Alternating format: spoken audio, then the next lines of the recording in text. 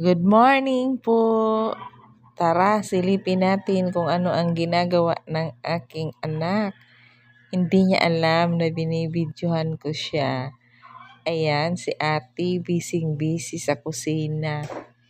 Ano kaya ang niluluto ni ate for today's breakfast? Maaga siyang gumising para magluto ng aming agahan. Marunong na rin kasi siyang magluto, pero hindi naman lahat. Lang naman yung ipinapaluto ko sa kanya. Ayan, nakita akong nagbibideo. Nainis pa naman ito pag lagi ako nakabidyo sa kanya. Ayaw na ayaw niyang binibidyohan siya.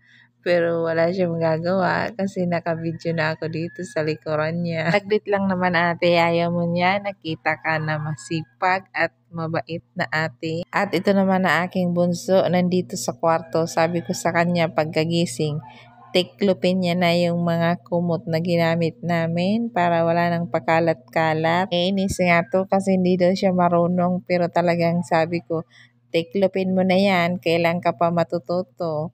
Ayan nga, nagpursige din siyang matuto magtiklop ng mga kumot. Siyempre, para at least alam niya na rin ang mga gawaing bahay para paglaki nila marunong na sila. Nakaluto na nga si ate ng aming breakfast. Kain po tayo. Salamat!